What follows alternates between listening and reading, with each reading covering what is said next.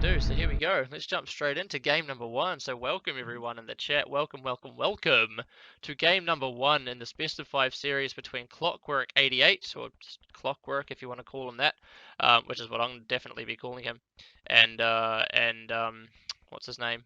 Oh, Redrum over here as well. And it seems like, yep, all the lag and stuff has now settled down. That worried me for a little bit there.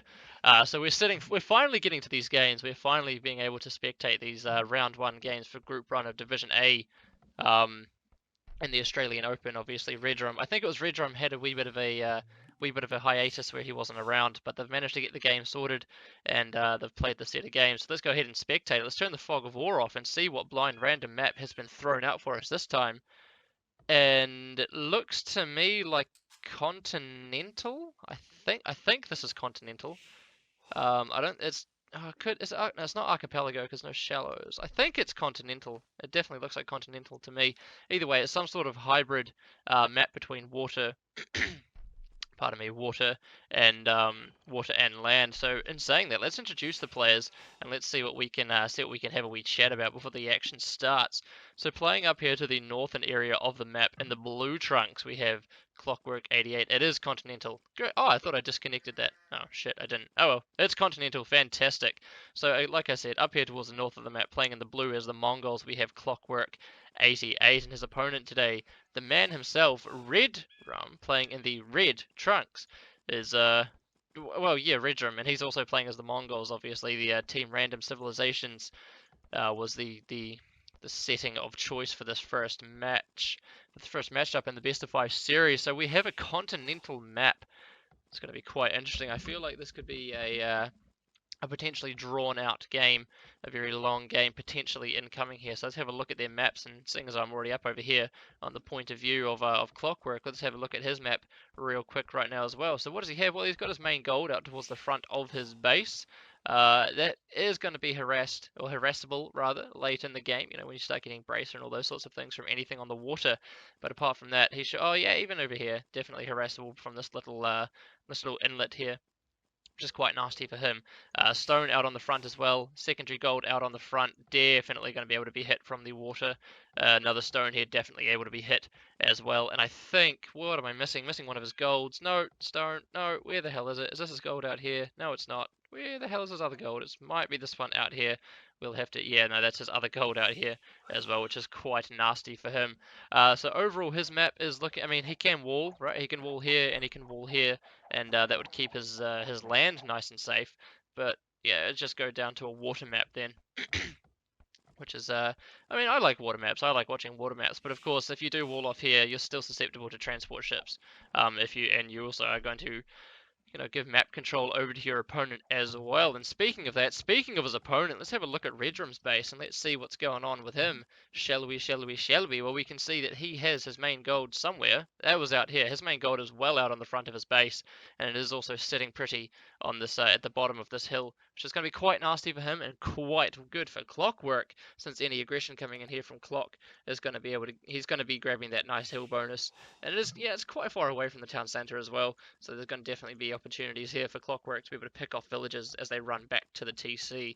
What else can we see? Berries in the back, definitely. Oh, they're going to be harassed by the by anything on the water once the game goes a wee bit later. But for the time being, it should be totally fine. Stone in the back, definitely not going to be harassable by anything from the water.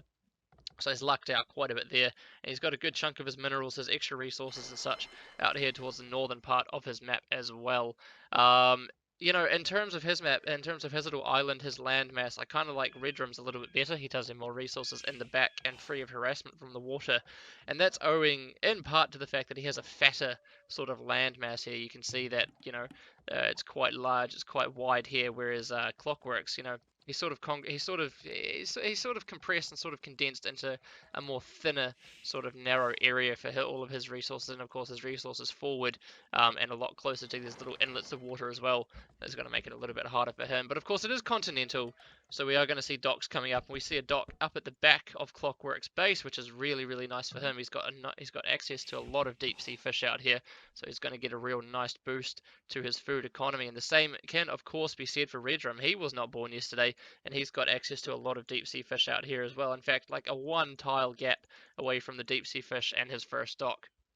So he's gone ahead and he's found himself a nice dock location as well, taking the initiative, and he's starting to wall up at the front of his base. It's going to be interesting to see whether he does just say, you know what, I don't want to wall, I don't want this gold. I'm just going to wall it out, and I'm going to resort to the back golds here, which I have scouted as well. And my girlfriend's car is fine now. It's all fixed. It wasn't that hard to fix. I don't know how the hell she did it, but she knocked out an O2 lead. Um, underneath the hood. So it was definitely not going to go when there's no oxygen getting to the engine. But no, it's all good now. So she's all sorted and she's dancing somewhere or doing some sort of dance or something.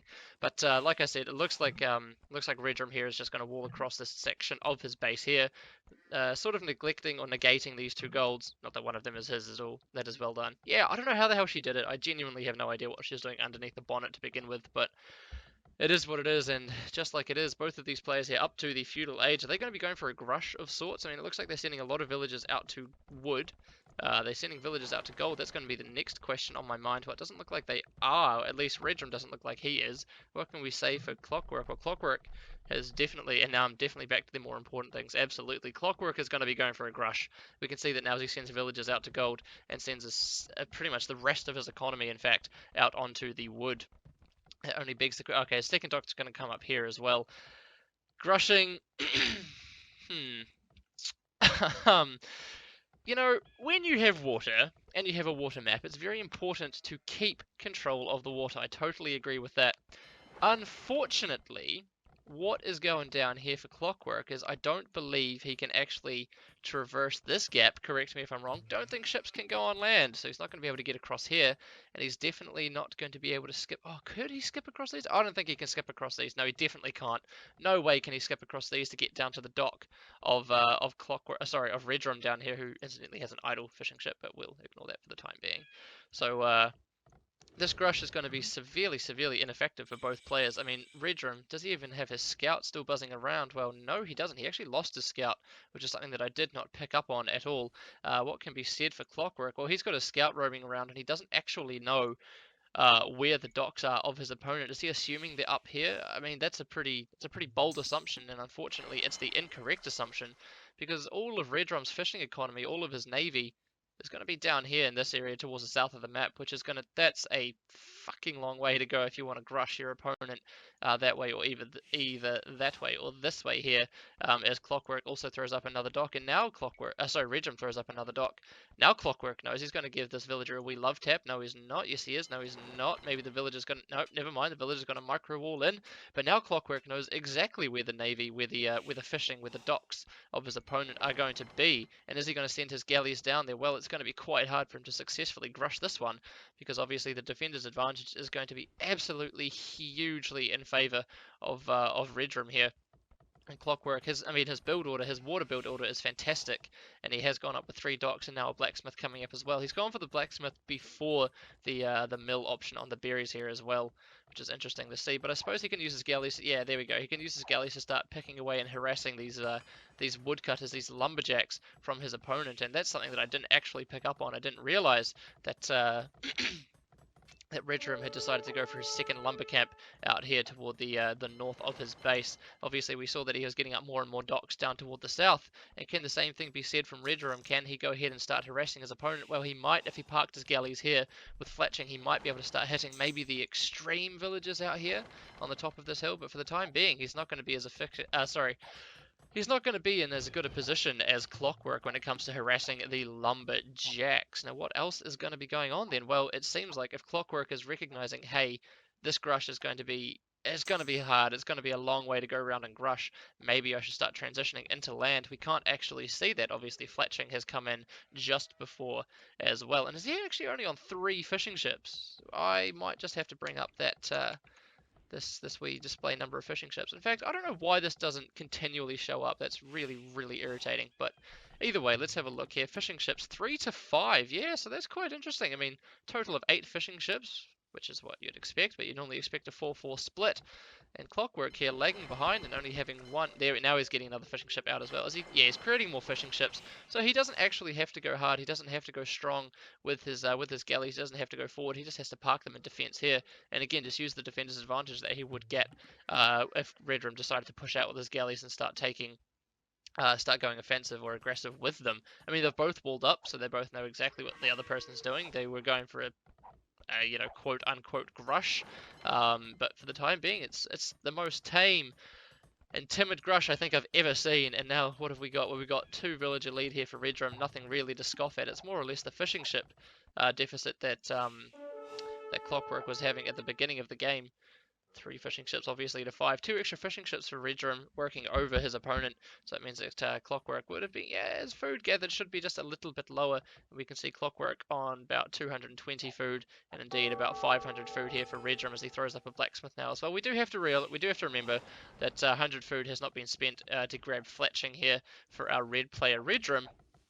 But of course, he still does have, he's had those extra fishing ships out for a lot longer, and his lumber camp potentially in danger of eventually going down here as well. Farms now just having been seeded for a red player to the south of the map, whereas yeah, I suppose there's only one farm still up here as well for Clockwork as he throws up a market. Is he looking to buy himself up to the castle age? Well, he's starting to float a wee bit of gold. Obviously, he hasn't gone as heavy into the grush as potentially he would have anticipated he needed to on a water map.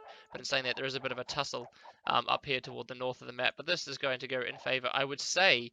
Oh, maybe not. I was going to say, okay, yeah, now it's pretty much even. It's four galleys apiece up here. Actually, sorry, 4 to 5. So this is going to go in Redrum's favor. But of course, again, the reinforcements are still here, still buzzing around for Clockwork as he buys 200 food and now clicks up to the castle age in quite a nice time indeed. So 6 fishing ships, 33 villages, 1 fishing ship ahead, 2 villages behind now Redrum as he is, and Sir Lawrence 9999 fan. Why do I want to say that that's an octagonal dick smurf? I feel like that's an octagonal dick smurf, but it's saying that there's a bit of a tussle between the galleys up here again. Redrum not entirely paying attention, he's just taking a lot of free damage. Is he just going to go for a kamikaze mission and try and just snipe as many fishing ships from his opponent as he can? Well, if he is, yeah, okay. Well, if he is, then he's not going to come out on top, unfortunately, as Clockwork is now throwing up his 4th dock as well, which is quite interesting. Normally you don't see 4 docks when you're going for a grush unless your civilization has some sort of an eco bonus, and in my opinion the faster hunt gathering does not count as a as a continuous eco advantage. But either way, this is not going to go in Redrum's favor. Sure, he might be getting some damage done on his opponent's galleys, but again, defender's advantage, dock out or less docks as well. He will eventually lose out on this fight. Although in saying that, he is bringing some galleys around from the south as well.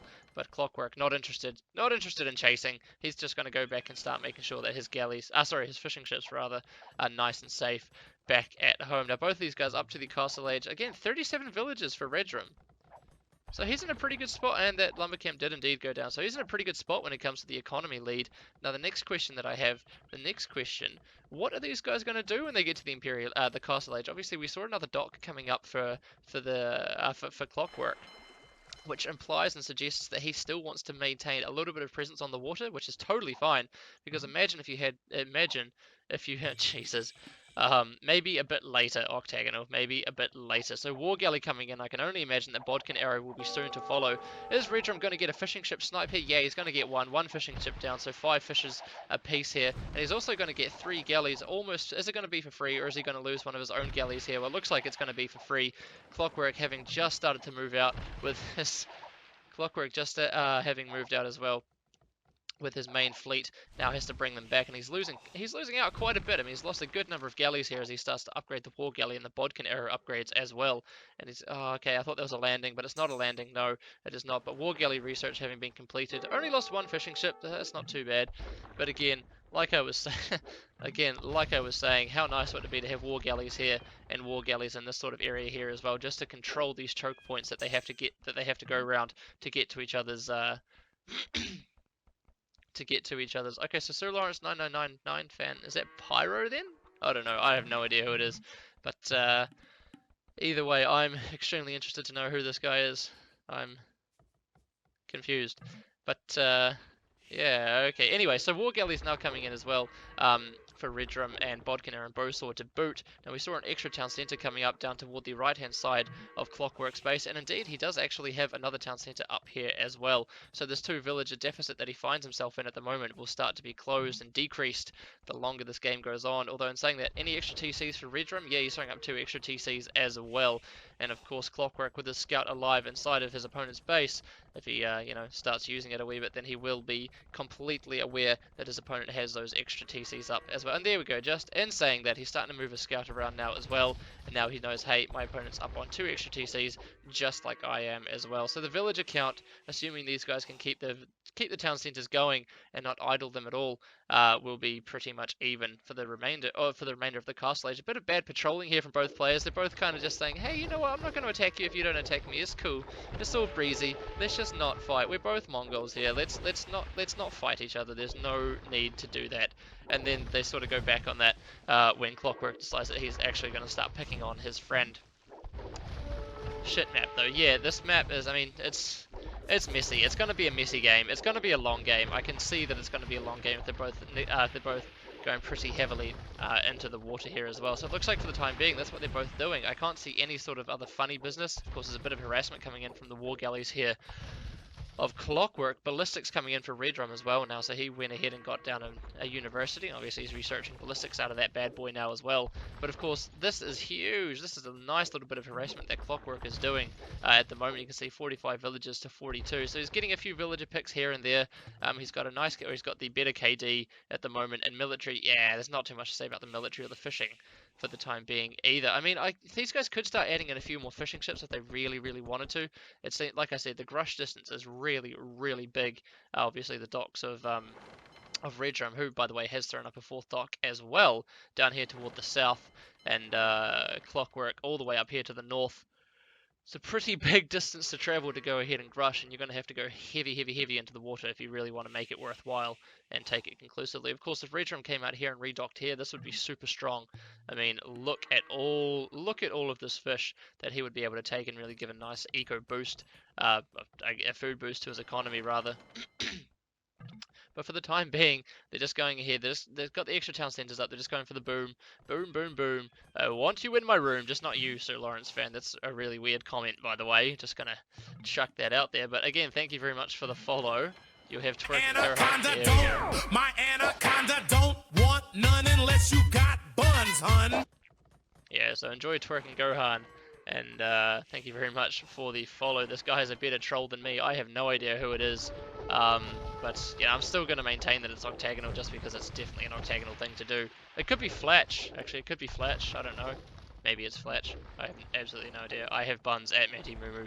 Wait, is this? Do you reckon this is Canadian?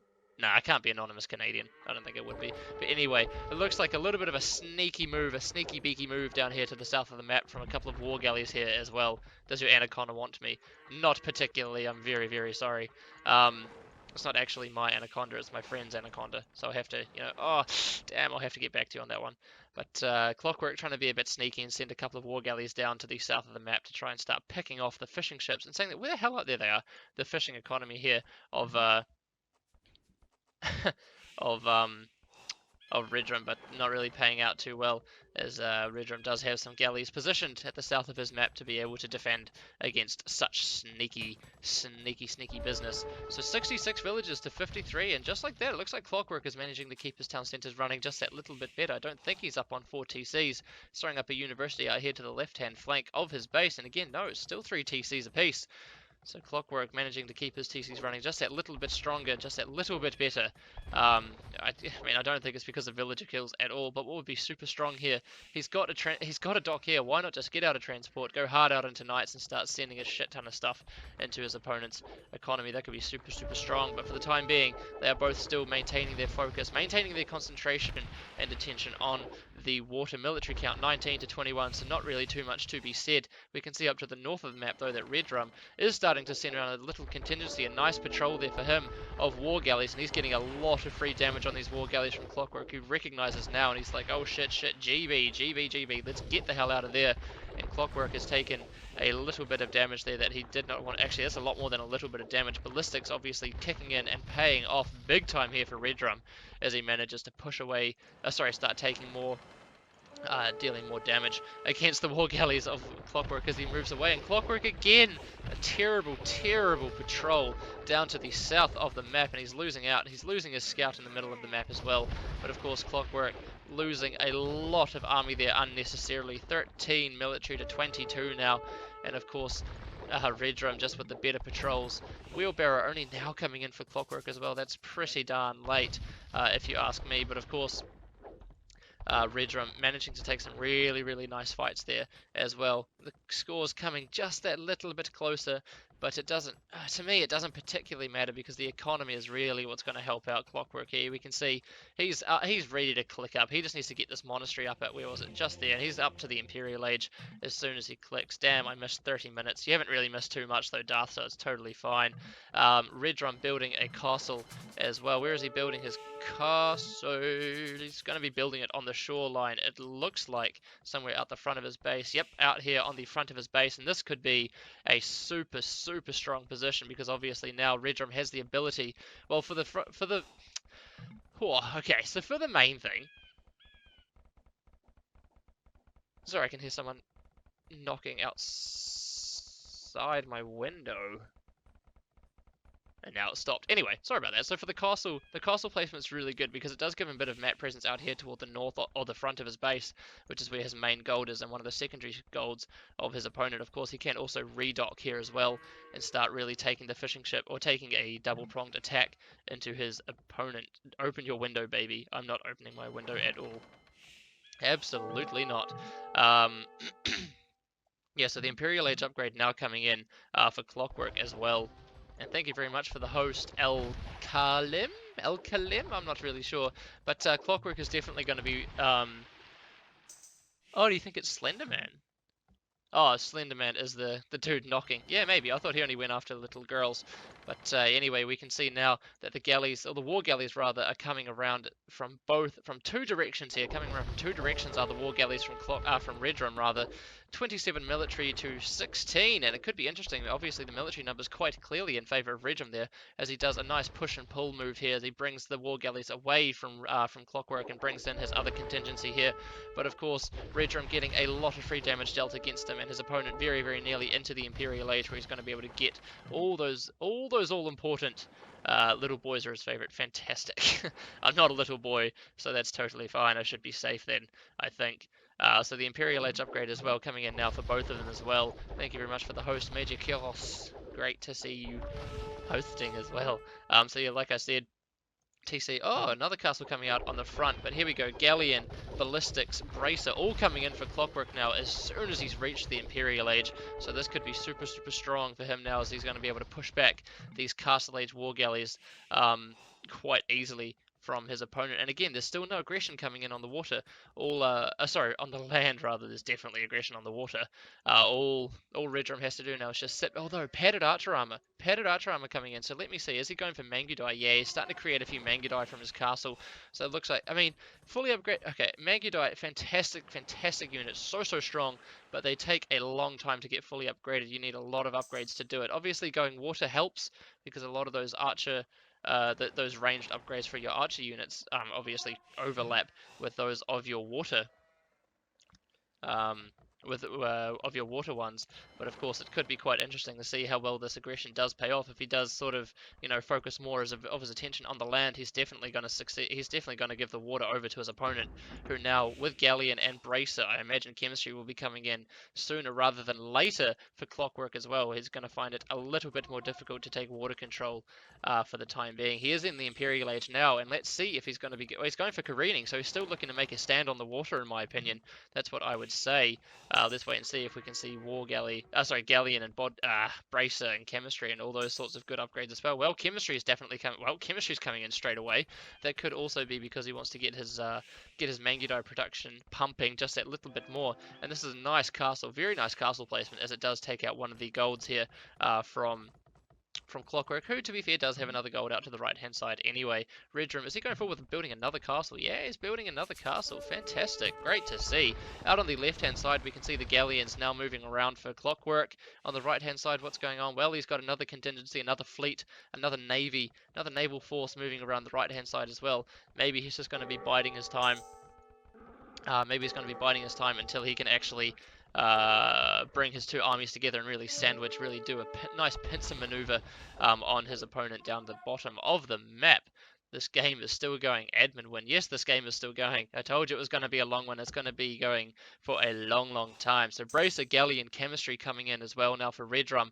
And he, at the moment, 35 military to 33. It certainly looks like Redrum has a lot more of a naval presence down here. But that is, of course, because his army is not split up like Clockwork's one is at the moment. We also have to continue, remember to focus on what's going on the land. As we can see, Mangudai are still being created as well. And that's going to kind of hurt the galleon production down here toward the south of the map here for Redrum, as obviously he's diverting more wood, more gold, more resources into creating Mangudai, and therefore taking the resources away from creating the galleons that he needs. And you can see his docks are all actually idle as well.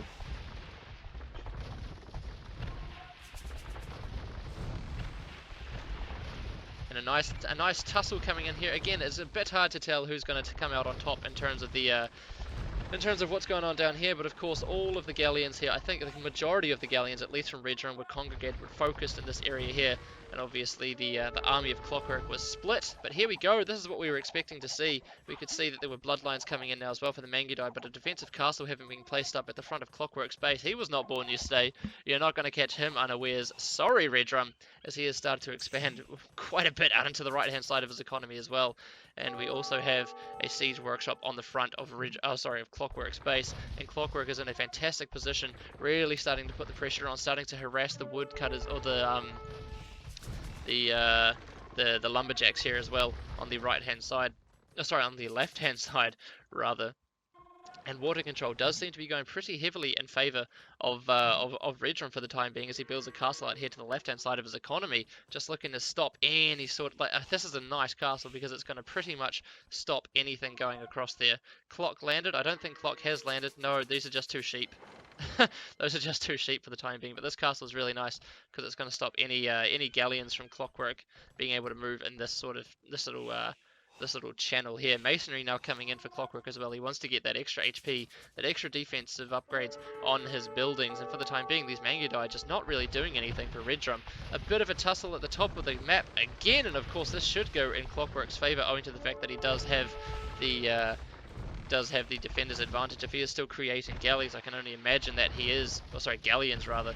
Of course, saying that, it looks like that fight could be going in favour now of Redrum, and indeed it definitely, there is no doubt, that's definitely going in favour of Redrum. Whereas down to the south of the map we can see galleons now coming in for Clockwork as well, starting to whittle away and take down the docks. Whereas at the front of his base he's going for the elite Mangudai option as well. Now at the moment, how many castles is he sitting on? Well, he's only got one castle to his opponent's 4, so that's going to be 4 times the amount of Mangudai coming out for coming out for Redrum for the time being, and this first Treb finally making its way out. Of course, Trebs in Siege not the greatest, not too scary when you're playing against when you're playing as a Mongol player. Although in saying that, Siege Ram now coming in as well, they do soak up a lot of damage, the Rams and such.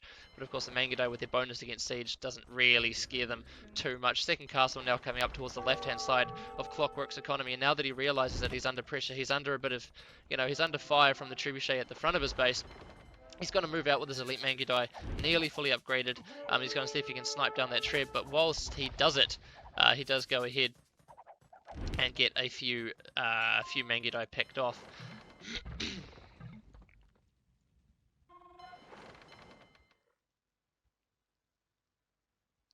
Yeah, I have noticed that. I've noticed that towards the later stage of the game, Redrum has had better patrols. You're very, very right, Shark, and it seems like Clockwork is.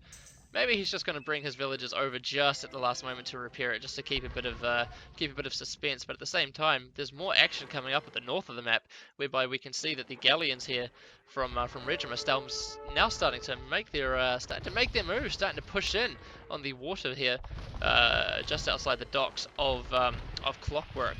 And again, this fight is probably going to be going in favor of Clockwork, as he can. Oh well, I suppose he is still creating galleons, of course, at the top of his map.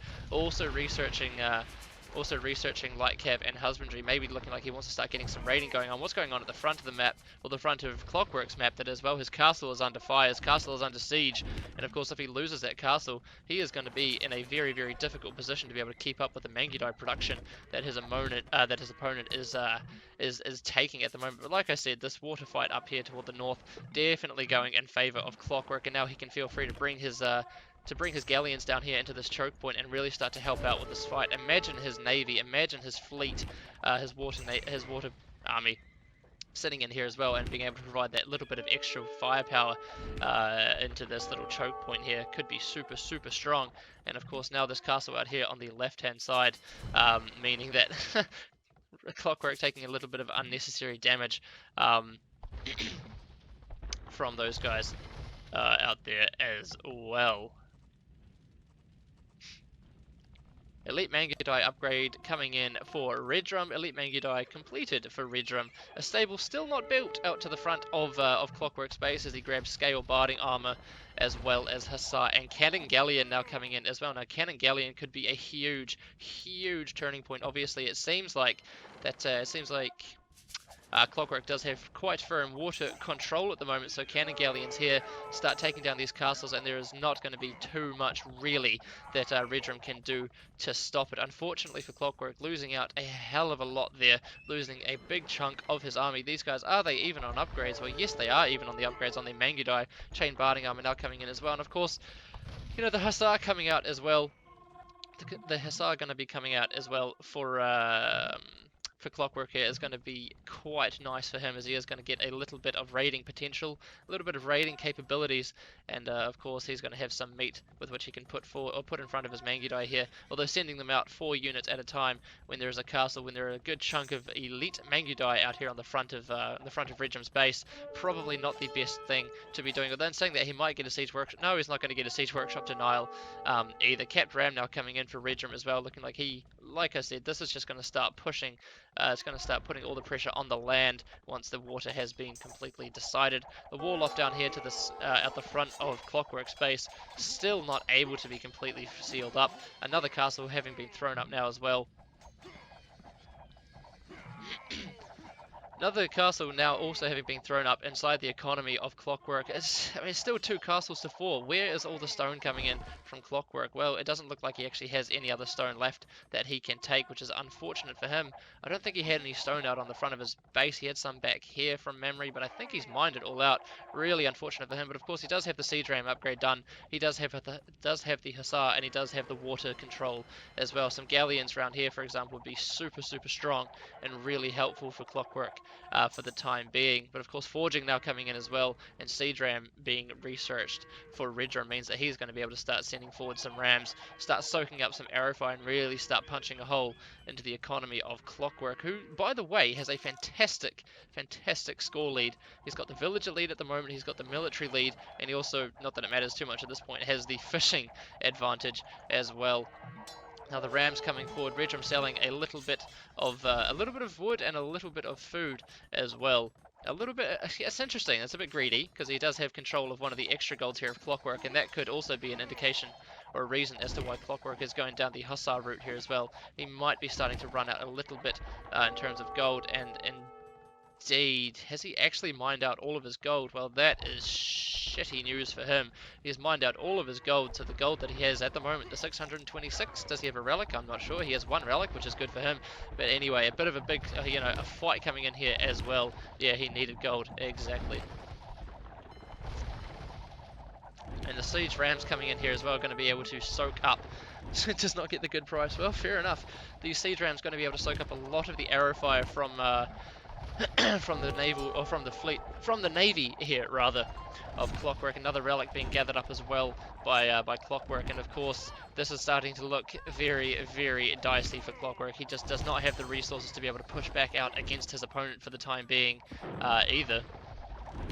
Let's quickly switch over to Redrum's point of view, and we can see he's actually pretty skint. He's pretty skint when it comes to gold for the time being. So maybe, just maybe, I suppose he does have a lot of gold income here as well, but of course the siege rams coming in, soaking up a lot of arrow fire from these galleons out on the left hand side in this choke point. Nothing else really going on anywhere else on the map. There's a bit of extra gold up here that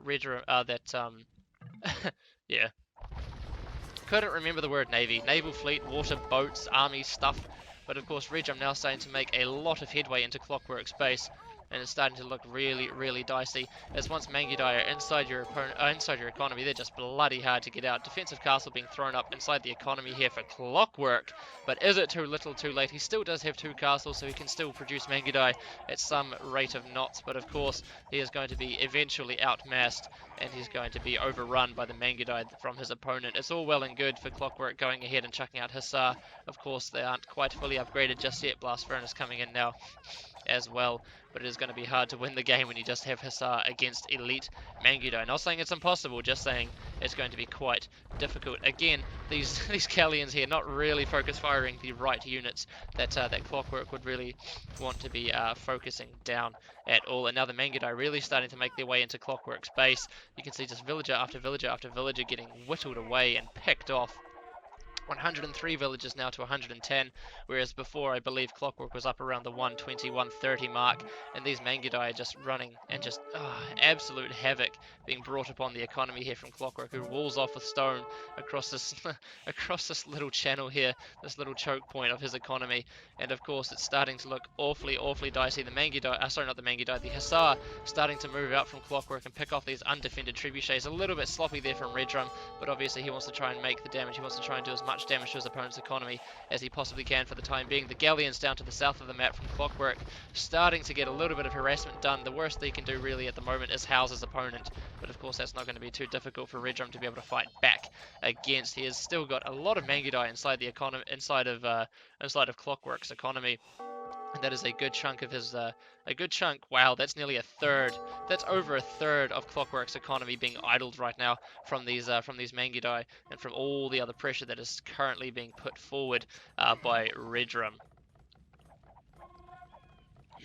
The light cavalry and scale biting arm upgrades now coming in as well for Redrum, so he's looking like he wants to go down the Hussar line as well. Obviously the Hussar would be fantastic additions to his raiding force of elite Mangudai that are roaming around inside of Clockwork's base for the time being. And of course if we switch back over to Clockwork's point of view, well, we can see that he does not have any gold left. He can't really use his army, his navy too much, or to too much effect out at the front of his base, and he's reduced to selling to be able to get any sort of gold. And of course he is selling food, which is unfortunate for him because the main army that he is fielding right now is Hussar, which cost 80 food a pop. Not exactly cheap at this stage in the game, especially when he has a lot of farmland idle out here to the right hand side of his economy. And now if Redrum can start really cleaning up all this meager trash that he can that Clockwork is throwing at him, then he could definitely be in a good spot to be able to start taking this game and closing it out. Archery ranges being thrown up at the front of Clockwork's base. I can only imagine looking to get elite skirms. That's really all that he could possibly do. For the time being anyway. The Mangudai still running rampant on the right hand side of Clockwork's economy. He still does have this little bit of wood income down here to the south of his map, but it's not really going to be doing too much when he doesn't have farms to be doing anything with it. And of course the siege rams coming forward from Redrum now as well. Siege rams coming forward from Redrum now. They're going to get picked off by the Mangudai. They're going to get picked off by the Hussar. And of course, these elite Mangudai out here to the left-hand side starting to get picked off. And finally, the Cannon Galleons. Could this be the turning point, ladies and gentlemen? Could this be the turning point? We can see the Cannon Galleons having finally come out now from our blue Mongolian player Clockwork. And there goes one castle. No stone left to repair it from Redrum. Could this be the comeback? He does have cannons. He finally has cannons. I mean, Redrum's still doing a lot of damage at the back of Clockwork's base, but Clockwork is actually starting to pick off those Mangudai at the back, owing to the fact that obviously Redrum is running them underneath his castle. And now, just like that, the front hold that Redrum had out here on the front of his economy is not looking as strong as it did. Obviously, these Cannon Galleons are going to town. The monastery is GG. That's, oh Jesus Christ, that monk is GG as well. And again, the water control is really what's going to come back and bite Redrum in the arse here, because he's got no way to take down these Cannon Galleons at all. I mean, I suppose the Mangudai can actually hit the Cannon Galleons, but they have a decent amount of pierce armor. And if these castles go down, that's only going to leave one castle at the back of Redrum's base. And of course, it's going to be pretty much all even at that stage. I mean, actually no, it's not going to be even. It's going to be very, very heavily in favour of Clockwork, because the only army that really would be able to be fielded, I mean, realistically, the only army that Redrum could be able to create from there is like Hussar and Elite Skirms and all that sort of stuff. And of course, Hussar just going to get chewed up and spat back out by the Elite Mangudai that hopefully Clockwork would be able to field. I mean, he's still got a couple of relics. Yeah, he's still got one relic, so he can still start going ahead and doing that. And the Hussar would be able to clean up the Elite Skirms as well. Someone mentioning in the chat, didn't catch who it was, that yeah, absolutely, you could definitely go ahead and get out fast fire ships, but there's just, it's the gold, man. There's just no gold for either of these players. Oh, well, I mean, okay, Redrum does have a good chunk of gold out here as well, but he can't take that safely because he's getting pushed back from the Siege Rams, the Hussar, the Cannon Galleons, the Elite Mangudai from his opponent. And this is just an absolutely fantastic turnaround for Clockwork. He's still going strong. He's quite behind in villages, but in saying that, I mean, he's lost a hell of a lot. Let's not take away from anything that Redrum's done. He's lost a hell of a lot of his economy to those Elite Mangudai raids. But these Cannon Galleons, man, there's only 2 of the bastards left as far as I can see. Yeah, it's only 2 Cannon Galleons. Well, now 1 Cannon Galleon left as well. Demo ships would be fantastic to see as well. That could be really, really fun. But Redrum, man, I mean, I don't want to say that he's thrown it because it's definitely on the edge of a razor blade right now. But those Cannon Galleons really, really packed a punch against Redrum's economy. And against his military production as well, obviously. One castle having been taken down, so it's only 3 castles to 2. Of course, it doesn't matter too much at this point because gold is running pretty or pretty low for both of these players. Still a couple of Elite Mangudai, a handful of Elite Mangudai down here to the south of the map, which looks like they're going to get cleaned up by the SSR. That Clockwork is now standing over there as well. And of course, out here, the gold that I'm pretty sure Clockwork knew about this gold, and now Redrum has moved out there as well to start taking it. And I feel like if if Clockwork just had more access to more gold, he would have been in a much, much better position. All we need to do is just see more Cannon Galleons coming out from Clockwork here. And he doesn't have the wood, but he's got the gold to get out a couple more. And if he could start taking down these castles, that's going to open the doorway.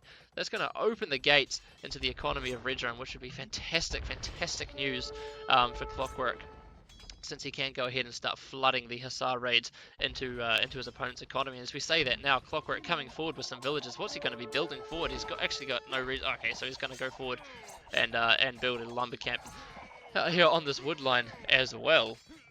Siege Rams now steaming forward. Well, I say steaming. They haven't quite got drill yet, so they're not the Ferraris that we like, that we all love to see as well. But a little bit of a scuffle now coming in here at the center of the map in the no man's land, where there's just absolute carnage and has been for quite a while as well. GG to that lumber camp. You're not getting that lumber camp up, mate. That is not happening. But what else can we see? Well, we can see the Siege Ram starting to get in amongst it here as well. The only light cavalry, no Hussar upgrade done as of yet for our red player Redrum, unfortunately. The Hussar upgrade obviously having been done for Clockwork quite some time ago. Another blacksmith being thrown up. Did Redrum actually lose his blacksmith? Yes, he did. That's terribly unfortunate. Good luck getting any of those blacksmith upgrades without a blacksmith. Bit of an optimistic position for the blacksmith, and there it goes down. But again, the Hussar is just starting to be streamed in, absolutely streamed in from Clockwork. And all he needs now, again, I reiterate, all he needs is those Cannon Galleons to start coming out, because if he can take down these castles, that is going to provide a lot a huge help in starting to take advantage of his opponent as well, or his opponent's lack of upgrades and such. So what else can we see? Well, the gold's being taken up to the north of the map. How much gold is left in this pile here? I can't actually click on any of it. Well, there's, I don't know, maybe, yeah, there's about 500 gold left on this gold pile as well. That's a good number of Mangudai. That's a good number of a few Cannon Galleons here and there as well. The relic advantage, again, 2 relics in favor, 2 to 1 rather, in favor of Clockwork here, and it still just seems to be a complete clusterfuck of units coming in here. Of course, the Hussar upgrade having been done for Clockwork means that he should be okay. He should be in a better position to be starting to take these fights, and of course, not enough gold income here for Redrum to be able to keep Mangudai coming out at the rate that he really needs. Again, all we need is the Cannon Galleons. I keep coming back to that. We need the Cannon Galleons here from Clockwork, because that would be fantastic. But of course, Clockwork does have the priority that he wants to start clearing out this sort of forward aggression of this forward base from his opponent, and a bit of a transport coming around. Is he transporting Mangudai onto the island, or is he transporting Mangudai away? Well, it looks like he's transporting Mangudai away after they have gone absolutely ham and taken down a lot of villagers here by the looks of it, from Clockwork. But the villager count's very, very little, very low for both of these players at the moment. Elite Skirmisher and Thumbring now coming in for Clockwork, and this could be really, really big. Getting some Elite Skirmishers in here to counter the Elite Mangudai is going to provide a fantastic, fantastic meat shield.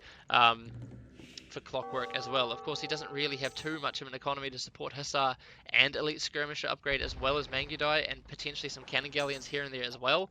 But of course, he needs to start rebooming. Both of these guys need to start rebooming just a little bit. As we can see, the villager counts for both players now having dropped below 70. Red has lost like 60 vills in the past 10 minutes. They've both lost a shit ton of vills in the past wee while as well. A Trebuchet now firing upon this castle here. In fact, who needs Cannon Galleons? Who needs them? Let's just get one Trebuchet out. Let's make it worth its weight in gold, and then go ahead and start taking down these castles at the front of Redrum's base as well. Looks like Redrum is starting to get a little bit more of a boom on. Let's cycle through the TCs here for Clockwork. No villagers coming out there. Villagers now coming back in for Redrum. So if he can reboom his way back into it and he can boom and he can get out more, for example, more light cav, more elite skirmishes, he's going to be in a much better position than Clockwork, who at the moment is fielding a pretty much trash only army here. Of course, the light cav from Redrum going to be able to get in and start taking down these elite skirmishers from his opponent. But then again, the elite Mangudai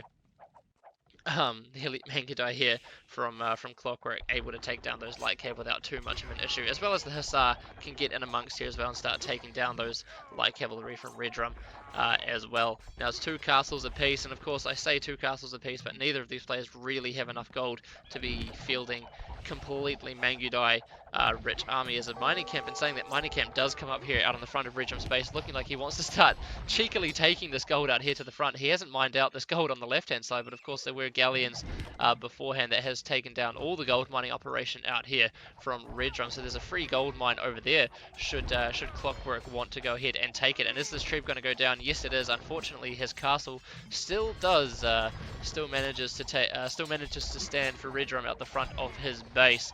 What else is going on the map? Well, there's a there's galleons moving down on the right hand side. If Redrum, sorry, not Redrum, if Clockwork brings his galleons, actually there's no way really that he could use his galleons for the time being, but Redrum, was that a GG that I just saw? It was! Holy shit! GG! Wow. The GG has been called by Redrum. Guess he felt he couldn't really hold on at the front of his base. I mean, it's definitely not a gold issue. He didn't have Hussar, didn't have elite skirmishes or any of those trash upgrades, so I guess there it is. Holy crap. It was very messy game, but a very fun game as well. Huge props to Clockwork for being able to take down, or for being able to, hold on against those huge Mangudai raids from Redrum. And Jesus, what a game! What an absolute game! What a comeback as well! Fantastic comeback from Clockwork. He was, he was on the verge of defeat there. I think we all felt it, but no, really, really well played from him. And I think the turning point was definitely those cannon galleons as well. Once they managed to take down this castle out here to the front, and it was a little bit easier for Clockwork to pull himself back into the game. So well played to Clockwork, well played indeed. So what we'll do, as always, we'll come out of this, we'll go back to the overlay, and I'll see you guys very, very, very soon for game number 2.